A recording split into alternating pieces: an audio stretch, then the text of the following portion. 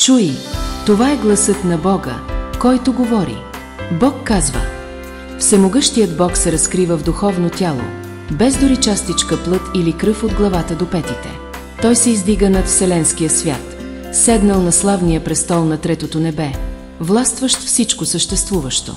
Вселената и всичко съществуващо са в моите ръце. Каквото кажа, това ще бъде.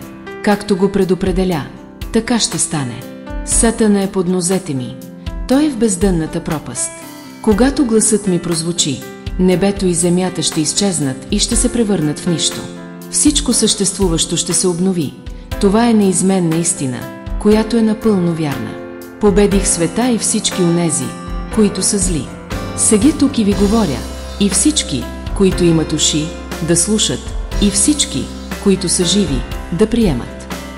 Желаете ли да чуете повече от думите на Бога? Добре дошъл / добре дошла да кликнеш на линка в началната страница и да се присъединиш към групата.